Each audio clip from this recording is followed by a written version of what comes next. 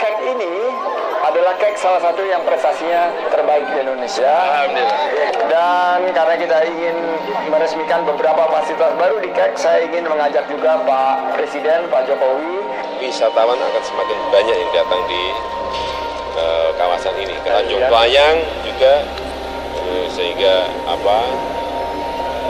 dan akan dibuka lagi KEK yang lainnya. Yang di Tanjung Playang sudah masuk Seraton, sudah masuk. 2 September 2016 sore, sudah langsung dilakukan peletakan batu pertama kek Tanjung Kelayang. Konsorsium Belitung Maritim itu sendiri terdiri dari PT Belitung Pantai Intan atau BLP. Semua yang Anda saksikan tadi terdengar seperti angin segar, sampai Anda mengetahui bahwa ada mafia tanah yang mengganggu investasi di kawasan ekonomi khusus Tanjung Kelayang. Panggil untuk kedua kalinya. Kami tidak menghadiri karena kami merasa kami tidak punya sengketa. Permasalahan dan pelanggaran hukum ini dimulai pada tahun 2019 yang dilakukan oleh seseorang bernama Fujianto Tanjono. Modus Fujianto Tanjono dalam merampok tanah sangatlah sistematis dan terstruktur. Tanah PT BLP yang bersertifikat sejak 1996 jadi sasaran, yang mana merupakan objek vital nasional dan berlokasi di kawasan ekonomi khusus Tanjung Kelayang. Caranya, Fujianto Tanjono mengajukan penerbitan sertifikat tanah seluas 210.000 meter persegi kepada Badan Pertanahan Nasional Belitung. Padahal, lahan yang dimintakan sertifikat ke BPN adalah milik PT BLP. Sadar akan adanya mafia yang sedang membahayakan objek vital nasional, PT BLP melakukan perlawanan hukum. Fujianto Tanjono dilaporkan ke Polres Belitung terkait rekayasa berita acara pengukuran tanah yang diajukan oleh Fujianto Tanjono. Mereka juga baru buat sertifikat 2019, Mas. Mereka itu surat Saya memahami bahwa berita acara pengukuran ini sangat penting untuk memenuhi syarat penerbitan suatu hak sertifikat. Karena berita acara pengukuran ulang ini adalah suatu bukti penguasaan tanah. Maka dari itu, surat ini saya laporkan. Objeknya surat ini saya laporkan ke Kepolisian Resort Belitung. Bahwa ada terjadinya pemalsuan. Memasukkan keterangan palsu pada akta autentik berita acara pengukuran ulang ini. Nah, laporan polisi kita masuk di tahun 2022 bulan Oktober. Pengukuran ulang tanah dilakukan karena Fujianto Tanjono mengaku telah memiliki surat keterangan tanah dan akta pelepasan hak yang ternyata tidak tercatat di Desa Tanjung Binga maupun di Kecamatan Sijuk, Kabupaten Belitung. Saya lihat di situ di dokumen Pak Fujianto itu nomornya ada titik A, titik B, itu kan indikasinya Pak, seperti indikasinya berarti kan itu ada istilahnya disusulkan ulang, tapi di buku registernya tidak nampak Pak seperti itu. Jadi waktu saya camat, ya saya menganggap ini bukan dokumen kami itu. Kemudian yang kedua, saya melihat itu kok pengukuran ulang itu di tahun 2019 Pak, sedangkan dokumen ini kan terbit 2011 kalau salah ya, apa 2016. Sedangkan pengukuran ulang itu kan sebagai salah satu syarat untuk terbit APH. Loh kok ini APH-nya terbit dulu, pengukuran ulangnya 2019 kan itu di luar dari SOP. Kita melihatnya seperti itu.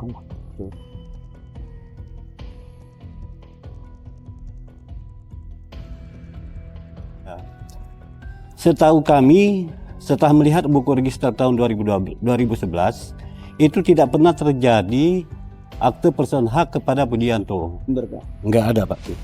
Jadi enggak ada, yang ada cuma tanggal 28 dan 30. Untuk tanggal 29 tidak ada transaksi akta pelepasan hak. Jadi untuk penomoran khusus dalam APH sepengetahuan saya tidak ada Pak. Jadi yang kita memakai secara lazim melanjutkan dari yang terdahulu nomornya berapa. Jadi kalau ada sistem penomoran 268A secara khusus seperti itu sepengetahuan saya tidak ada. Yang ada itu kelaziman 268, 269, 270, 271.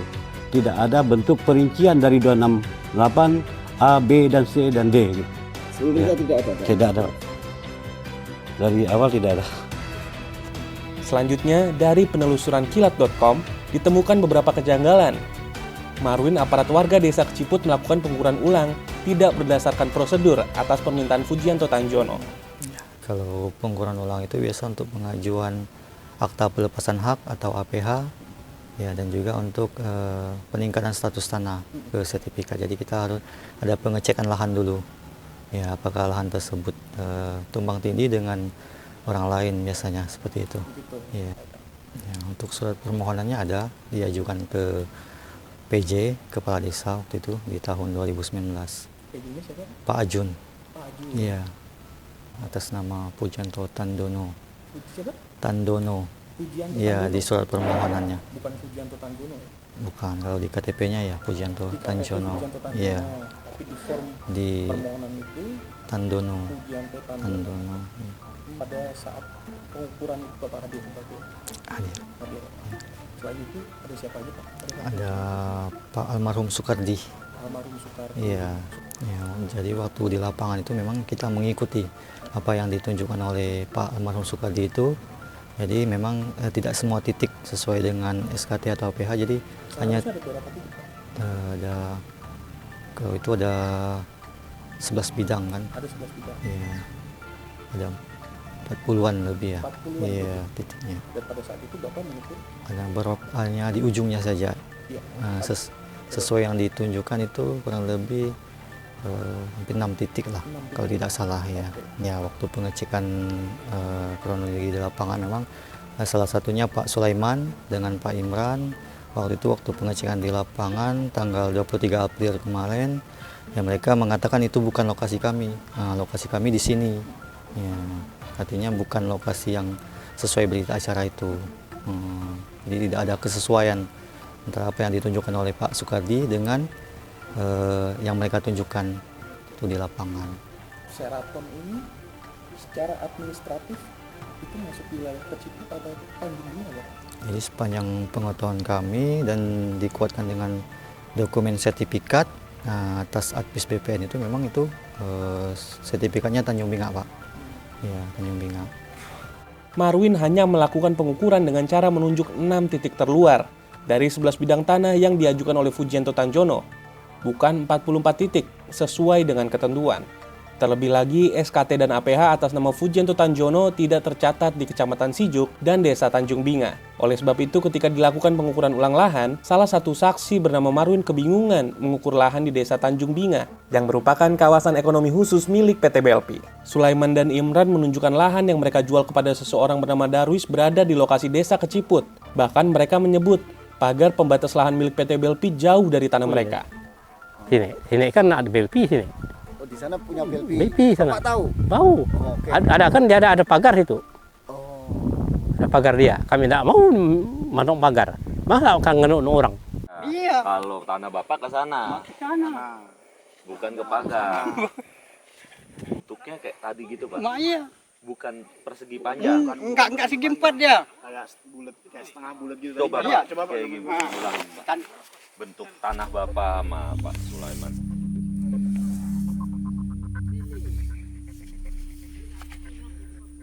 Gitu dia, Pak. Oh. Dan ini punya Bapak dan punya Pak Sulaiman itu. Sulaiman. Itu kan asli benar itu yang kami yang punya. Bukan di sana. Masa kami ditunjukkan diletakkan di Tanjung Binga itu. Aneh kan? Kalau Keciput, Pak. Iya, ini kan Keciput. Iya, benar. Sistem keluar. Jadi batas itu kan luas tanah itu ke sini dia, bukan ke sana. Itu ini kan ke tepi. Ini kan ke sana. Di sana kan ada pagar, ada bandar sana. Bingung kita jadi timpari di sana. Dengan demikian, Marwin, aparat desa Keciput terkecoh oleh rekayasa Pujianto Tanjono untuk melakukan pengukuran tanah di lahan yang telah ditargetkan oleh Pujianto Tanjono untuk dikuasai, yakni tanah milik PT BLP. Skemanya begini, Pujianto hanya memiliki SKT dan APH tanpa adanya berita acara pengukuran, yang mana membuat lokasi tanahnya tidak jelas. Dengan begitu, Pujianto dapat membuat berita acara pengukuran saat Pujianto telah menargetkan tanah mana yang ingin ia rampas. Marwin pun mengatakan, lahan yang ia ukur secara administratif berada di Desa Tanjung Binga, bukan di Desa Keciput. Selain itu, keterangan Sulaiman yang memiliki tanah pun menunjukkan lokasi lahan yang diklaim oleh Pujianto Tanjono di Desa Keciput, bukan di Desa Tanjung Binga yang merupakan milik PT BLP. Dengan bukti tersebut, maka dalam gelar perkara kasus pidana tersebut mengarah 100% Fujianto Tanjono menjadi tersangka.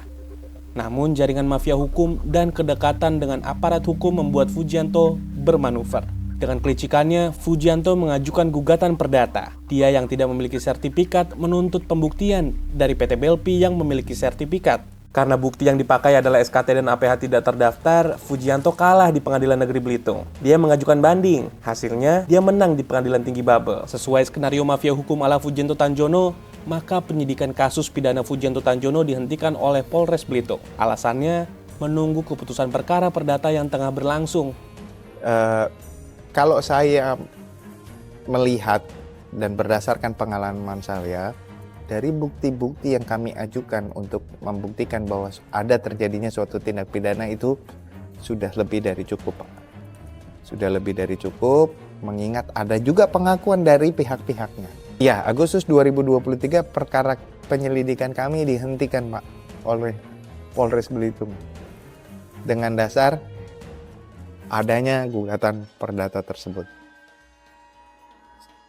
Berdasarkan surat telegram Kapolri yang tentang manajemen penyidikan atau lidik di Harda, ketika ada gugatan perdata itu harus ditangguhkan.